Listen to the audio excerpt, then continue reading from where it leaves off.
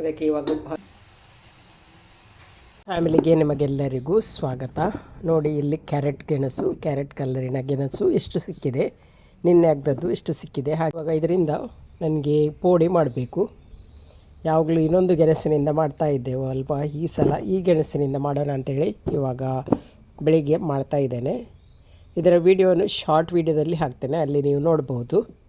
ಇವಾಗ ನೋಡಿ, ಈ ಒಂದು ಗೆಣಸನ್ನು ತೊಗೊಂಡಿದ್ದೀನಿ. ಇದರಿಂದ ನಾನು ಇವಾಗ ಪೋಡಿಯನ್ನು ಮಾಡ್ತೇನೆ. ಇದು ಕಟ್ ಮಾಡಿದಾಗ ಇದರ ಕಲರ್ ಕೂಡ ಇದೇ ರೀತಿ ಇರ್ತದೆ. ಹಾಗೆಯೇ ಬೇಯಿಸಿ ತಿನ್ನಲಿಕ್ಕೂ ಕೂಡ ಒಳ್ಳೆಯದಾಗ್ತದೆ. ಹಾಗೆಯೇ ಉಪ್ಪುಕರಿ ಮಾಡಲಿಕ್ಕೆ ಕೂಡ ತುಂಬ ಒಳ್ಳೆಯದಾಗ್ತದೆ.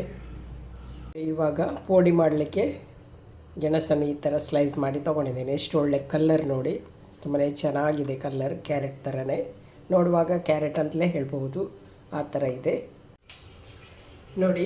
ಇವಾಗ ಗೆಣಸನ್ನು ಕಟ್ ಮಾಡಿ ಆಗಿದೆ. ಇದು ನೋಡುವಾಗ ನೋಡಿ ಕ್ಯಾರೆಟ್ ಥರನೇ ಕಾಣ್ತಾ ಇದೆ.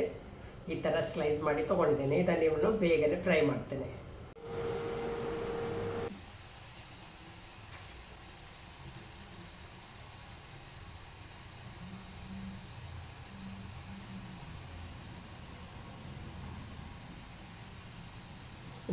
ಇವಾಗ 10 ಗಂಟೆಯದ್ದು ಟೀ ಕುಡ್ದಾಯಿತು. ಹಾಗೆಯೇ ಮಧ್ಯಾಹ್ನಕ್ಕೆ ಪದಾರ್ಥ ಆಗಬೇಕು. ಮೊನ್ನೆ ಅರ್ಧ ಸೌತೆಕಾಯಿಯಿಂದ ನಾನು ಪದಾರ್ಥ ಮಾಡಿದೆ. ಇನ್ನು ಅರ್ಧ ಸೌತೆಕಾಯಿಯನ್ನು ಇವತ್ತು ಪದಾರ್ಥ ಮಾಡ್ತೇನೆ. ಹಾಗೆ ರೆಸಿಪಿಯನ್ನು ನಾನು ನಿಮ್ಮ ಜೊತೆಗೆ ಶೇರ್ ಮಾಡ್ತಾ ಇದ್ದೇನೆ. ಒಂಥರ ಡಿಫ್ರೆಂಟಾಗಿ ಸಿಂಪಲಾಗಿ ಮಾಡ್ತಿರೋದು. ಮೊನ್ನೆ ನಾನು ಹಲಸಿನ ಬೀಜವನ್ನು ಹೇಗೆ ಶೇಖರಿಸಿಡೋದು ಅಂತೇಳಿ ವಿಡಿಯೋ ಮಾಡಿದ್ದೆ. ಆವಾಗ ನೋಡಿ ಸ್ವಲ್ಪ ನಾನು ಈ ಥರ ಬೇಯಿಸಿ ಫ್ರೀಸರಲ್ಲಿ ಇಟ್ಟಿದ್ದೆ. ಎಷ್ಟು ಗಟ್ಟಿಯಾಗಿದೆ ನೋಡಿ. ಇವಾಗ ಇದನ್ನೇ ನಾನು ಇವತ್ತು ಯೂಸ್ ಮಾಡ್ತೇನೆ. ಈ ಸೌತೆಕಾಯಿ ಜೊತೆಗೆ ಈ ಹಲಸಿನ ಬೀಜವನ್ನು ಯೂಸ್ ಮಾಡಿ ಒಂದು ಹಳೆಯ ಕಾಲದ ಒಂದು ರೆಸಿಪಿಯನ್ನು ಮಾಡ್ತಾ ಇದ್ದೇನೆ. ತುಂಬಾ ಸಿಂಪಲ್, ಹಾಗೆಯೇ ಬೇಗನೆ ಮಾಡಿ ಕೂಡ ಆಗ್ತದೆ, ಟೇಸ್ಟ್ ಕೂಡ ಇರ್ತದೆ. ಹಾಗೆ ಇದರ ರೆಸಿಪಿಯನ್ನು ನಿಮ್ಮ ಜೊತೆಗೆ ಶೇರ್ ಮಾಡ್ತೇನೆ. ಬನ್ನಿ ಇವಾಗ ಇದರ ರೆಸಿಪಿಯನ್ನು ಬೇಗನೆ ಸ್ಟಾರ್ಟ್ ಮಾಡೋಣ. ಮೊದಲಿಗೆ ಇವಾಗ ಸೌತೆಕಾಯಿಯನ್ನು ಕಟ್ ಮಾಡಿ ರೆಡಿ ಮಾಡ್ತೇನೆ. ಇದರ ಸಿಪ್ಪೆಯನ್ನು ತೆಗೆಯುವ ಅವಶ್ಯಕತೆ ಇಲ್ಲ.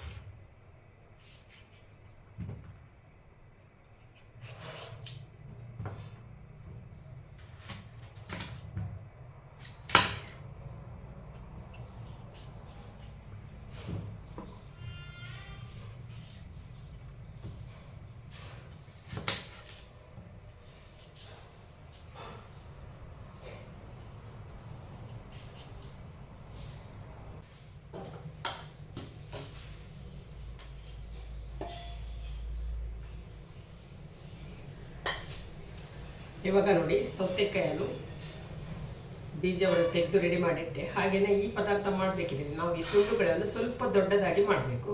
ಈ ಪದಾರ್ಥ ಮಾಡುವಾಗ ಈ ತುಂಡುಗಳು ಸ್ವಲ್ಪ ದೊಡ್ಡದಾಗಿ ಬೇಕು. ಹಾಗಾಗಿ ದೊಡ್ಡದಾಗಿ ಇದನ್ನು ಕಟ್ ಮಾಡ್ತೇನೆ. ಅದಕ್ಕಿಂತ ಮೊದಲು ಈ ಥರ ನಾನು ಮೇಲ್ಗಡೆಯಿಂದ ಸಪೂರವಾಗಿ ಈ ಥರ ನಾನು ಕುಚ್ಚಿಕೊಳ್ತಾ ಇದ್ದೇನೆ. ಹಾಗೆ ಕುಚ್ಚಿಕೊಂಡಾದ್ಮೇಲೆ ಇಷ್ಟು ದೊಡ್ಡ ತುಂಡು ಮಾಡಿದರೆ ಸಾಕು ನೋಡಿ. ಒಂದು ಭಾಗದಿಂದ 3 ಪೀಸ್ ಮಾಡಿದೆ. ಎಲ್ಲವನ್ನು ಇವಾಗ ಅದೇ ರೀತಿ ಮಾಡ್ತೇನೆ.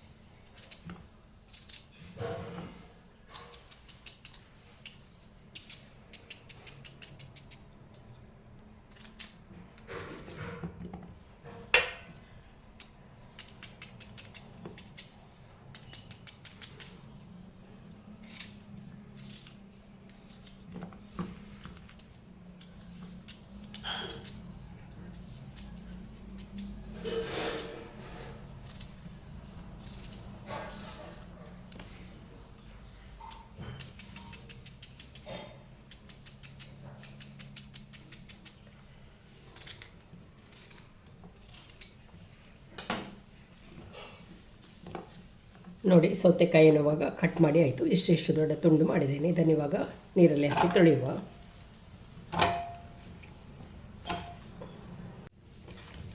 ನೋಡಿ ಇವಾಗ ಸೌತೆಕಾಯಿಯನ್ನು ತೊಳೆದು ತಂದೆ. ಹಾಗೆ ಇದನ್ನು ಬೇಯಿಸ್ಲಿಕ್ಕೆ ಇಡ್ತೇನೆ. ಬೇಯಿಸಲಿಕ್ಕೆ ನಾನು ಇಲ್ಲಿ ಒಂದು ಕುಕ್ಕರನ್ನು ತೊಗೊಂಡಿದ್ದೇನೆ. ಕುಕ್ಕರಲ್ಲಿ ಹಾಕಿ ಬೇಯಿಸೋದು ಬೇಗನೆ ಆಗ್ತದೆ ಕುಕ್ಕರಲ್ಲಿ ಹಾಕಿ ಬೇಯಿಸಿದರೆ. ಹಾಗೆಯೇ ಹಲಸಿನ ಬೀಜ ನೋಡಿ ಸ್ವಲ್ಪ ಬೇಯಿಸಿ ತೊಗೊಂಡಿದ್ದೆ. ಅದನ್ನು ಇವಾಗ ಸ್ವಲ್ಪ ನೀರಲ್ಲಿ ಹಾಕಿ,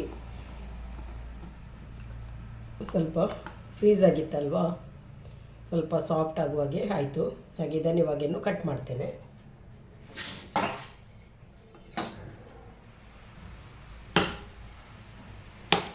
ನೋಡಿ ಎಷ್ಟು ಬೆಂದಿದೆ ನೋಡಿ.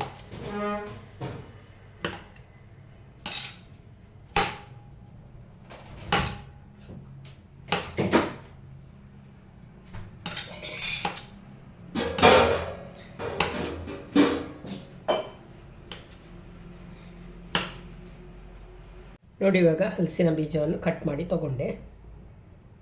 ನೋಡಿ ಸ್ವಲ್ಪ ಬೇಯಿಸಿದ್ದೆ ಗಟ್ಟಿ. ಇದನ್ನಿನ್ನು ಕುಕ್ಕರಲ್ಲಿ ಹಾಕಿ ಸೌತೆಕಾಯಿ ಜೊತೆಗೆ ಬೇಯಿಸ್ತೇನೆ. ಆವಾಗ ಈ ಹಲಸಿನ ಬೀಜ ಚೆನ್ನಾಗಿ ಬೇಯ್ತದೆ. ಮೊನ್ನೆ ಸ್ವಲ್ಪ ಬೇಯಿಸಿಟ್ಟಿದೆ ಅಲ್ವಾ.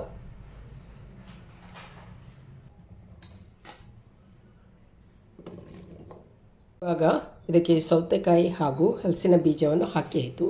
ಇಲ್ಲಿ ನಾನು ನೀರುಳ್ಳಿ, ಶುಂಠಿ, ಬೆಳ್ಳುಳ್ಳಿ, ಉಪ್ಪು ಹಾಗೂ ಒಂದು ತುಂಡು ಬೆಲ್ಲವನ್ನು ತೊಗೊಂಡಿದ್ದೇನೆ. ಇಲ್ಲಿ ನೀರುಳ್ಳಿಯನ್ನು ನೋಡಿ ಈ ಥರ ಕಟ್ ಮಾಡಿ ತೊಗೊಂಡಿದ್ದೇನೆ, ಸ್ವಲ್ಪ ದೊಡ್ಡ ಗಾತ್ರದಲ್ಲಿ. ಇವಾಗ ಇದನ್ನು ಇದರಲ್ಲಿ ಹಾಕ್ತೇನೆ. ಜೊತೆಗೇ 1 ಟೀ ಸ್ಪೂನ್ ಆಗುವಷ್ಟು ಮೆಣಸಿನ ಹುಡಿ, ಜಾಸ್ತಿ ಖಾರ ಬೇಡ. ಅರಸಿನ, ಮೆಣಸಿನ ಹುಡಿ ಮತ್ತು ಅರಸಿನ 2 ಹಾಕಿದರೆ ಸಾಕು. ಇನ್ನು ಕೊತ್ತಂಬರಿ ಹುಡಿ, ಜೀರಿಗೆ ಹುಡಿ ಎಲ್ಲ ಹಾಕಬೇಕು ಅಂತ ಇಲ್ಲ, ಇಷ್ಟೇ ಸಾಕಾಗ್ತದೆ. ಇವಾಗ ಇದಕ್ಕೆ ಸ್ವಲ್ಪ ನೀರನ್ನು ಹಾಕ್ತೇನೆ. ಜಾಸ್ತಿ ನೀರು ಕೂಡ ಹಾಕುವುದು ಬೇಡ, ಯಾಕೆಂದರೆ ಇದು ತೆಳುವಾಗಿ ಮಾಡಬಾರ್ದು, ಸ್ವಲ್ಪ ದಪ್ಪವಾಗಿರಬೇಕು. ಇವಾಗ ಇದಕ್ಕೆ ನಾನೊಂದು ಅರ್ಧ ಗ್ಲಾಸ್ ಆಗುವಷ್ಟು ನೀರನ್ನು ಹಾಕ್ತೇನೆ. ನೋಡಿ ಇನ್ನೂ ಒಂದು 2 ವಿಸಿಲ್ ತೆಗಿಬೇಕು. ಆವಾಗ ಸೌತೆಕಾಯಿ ಹಾಗೂ ಹಲಸಿನ ಬೀಜ ಚೆನ್ನಾಗಿ ಬೇಯ್ತದೆ. ಈಗ ಎಲ್ಲವನ್ನು ಹಾಕಿ ಒಲೆ ಮೇಲೆ ಇಟ್ಟಿದೆ. ಇನ್ನೊಂದು 2 ವಿಸಿಲ್ ಬಂದರೆ ಸಾಕು. 2 ವಿಸಿಲ್ ಬರುವಾಗ ಚೆನ್ನಾಗಿ ಬೇಯ್ತದೆ. ಮತ್ತೊಂದು ಒಗ್ಗರಣೆ ಕೊಟ್ಟರೆ ಸಿಂಪಲಾದ ಒಂದು ಹಳೆಯ ಕಾಲದ ಒಂದು ಪದಾರ್ಥ ರೆಡಿ ಆಗ್ತದೆ. ಇವಾಗ ಮಧ್ಯಾಹ್ನಕ್ಕೆ ಸೌತೆಕಾಯಿ ಹಾಗೂ ಹಲಸಿನ ಬೀಜ ಹಾಕಿ ನಾನು ಇವಾಗ ಬೇಯಿಸ್ಲಿಕ್ಕಿಟ್ಟೆ. ಇನ್ನು ಅನ್ನ ಆಗಬೇಕು. ಇವತ್ತು ವೈಟ್ ರೈಸ್ ಮಾಡೋಣ ಅಂಥೇಳಿ. ಹಾಗೆ ಬಾಯ್ಲ್ ರೈಸ್ ಕೂಡ ಇದೆ, ಸ್ವಲ್ಪ ವೈಟ್ ರೈಸ್ ಮಾಡಬೇಕು ಇವಾಗ.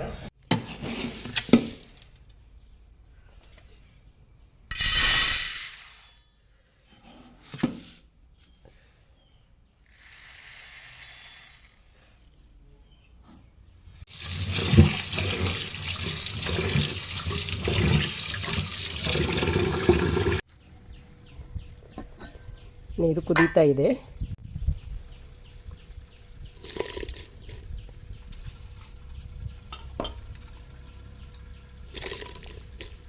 ಇವಾಗ ಅಕ್ಕಿಯನ್ನು ತೊಳೆದು ಹಾಕಿ ಆಯಿತು. ಹಾಗೆ ಅದಕ್ಕೆ ಸ್ವಲ್ಪ ಉಪ್ಪನ್ನು ಹಾಕ್ತೇನೆ. ಈ ವೈಟ್ ರೈಸ್, ರೇಷನ್ ರೈಸ್ ನಾವು ಅನ್ನ ಮಾಡುವಾಗ ಸ್ವಲ್ಪ ಉಪ್ಪು ಹಾಕಿದರೆ ಟೇಸ್ಟ್ ಆಗ್ತದೆ. ಇನ್ನೊಂದು 20 ನಿಮಿಷದಲ್ಲಿ ಅನ್ನ ರೆಡಿ ಆಗ್ತದೆ. ಇಲ್ಲಿ ನೋಡಿ ಒಂದು 15 ನಿಮಿಷದಲ್ಲೇ ವೈಟ್ ರೈಸ್ ರೆಡಿ ಆಯಿತು. ನೀರು ಕುದೀತಿದ್ದ ಕಾರಣ ಬೇಗನೆ ಅನ್ನ ರೆಡಿ ಆಯಿತು ನೋಡಿ. ಇವಾಗ ಚೆನ್ನಾಗಿ ಬೆಂದಿದೆ. ಇದನ್ನಿನ್ನು ಬಸಿತೇನೆ.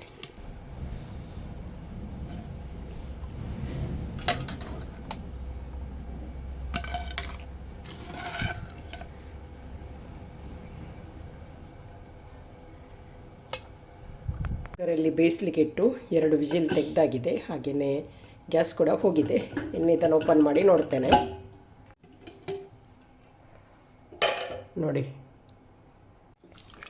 ನೋಡಿ ಸಿಂಪಲಾದ ಒಂದು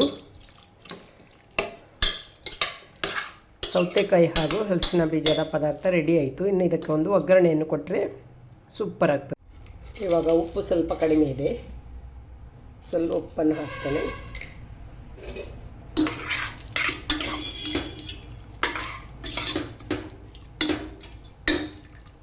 ಇದಕ್ಕೆ ಇವಾಗ ಉಪ್ಪು ಹಾಕಿ ಆದಮೇಲೆ ಒಂದು ಕುದಿ ಬರಲಿ, ಮತ್ತೊಂದು ಒಗ್ಗರಣೆಯನ್ನು ಇಡ್ತೇನೆ. ಇಲ್ಲಿ ನೋಡಿ ಉಪ್ಪು ಹಾಕಿ ಒಂದು ಕುದಿ ಬರಲಿಕ್ಕೆ ಇಟ್ಟೆ. ಇದು ಚೆನ್ನಾಗಿ ಇವಾಗ ಕುದಿ ಬಂದಿದೆ, ಸಾಕು. ಗ್ಯಾಸ್ ಆಫ್ ಮಾಡಿ ಒಗ್ಗರಣೆಯನ್ನು ಇಡ್ತೇನೆ. ಇವಾಗ ಎಣ್ಣೆ ಬಿಸಿ ಆಗ್ತಾ ಇದೆ. ಸಾಸಿವೆಯನ್ನು ಹಾಕ್ತೇನೆ. ಸಾಸಿವೆ ಹೊಡಿತಾ ಇದೆ, ಬೆಳ್ಳುಳ್ಳಿ ಹಾಕ್ತೇನೆ. ಬೆಳ್ಳುಳ್ಳಿ ಫ್ರೈ ಆಗ್ತಾ ಬಂತು. ಕರಿಬೇವು ಹಾಕ್ತೇನೆ, ಹಾಗೆಯೇ ಸ್ವಲ್ಪ ಹಿಂಗು. ಹಲಸಿನ ಬೀಜ ಹಾಕಿದ ಮೇಲೆ ಹಿಂಗು ಹಾಕಲೇಬೇಕು. ಒಗ್ಗರಣೆ ರೆಡಿ ಆಯಿತು. ಒಗ್ಗರಣೆಯನ್ನು ಹಾಕ್ತಾ ಇದ್ದೇನೆ.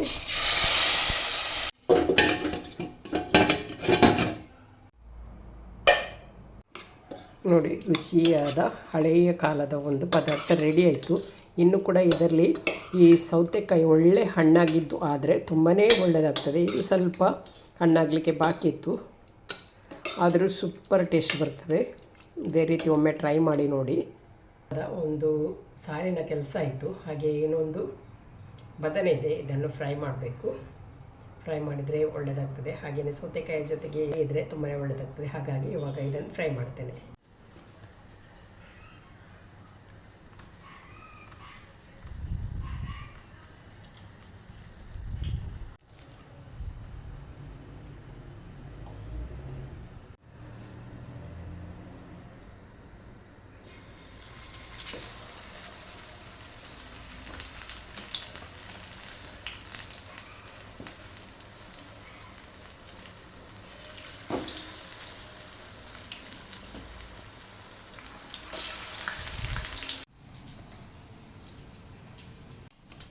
ನೋಡಿ, ಇವಾಗ ಮಧ್ಯಾಹ್ನದ ಊಟ ರೆಡಿ ಆಯಿತು. ವೈಟ್ ರೈಸ್ ಜೊತೆಗೆ ಸ್ಪೆಷಲ್ ಆದ ಪದಾರ್ಥ, ಹಾಗೆಯೇ ಬದನೆ ಫ್ರೈ.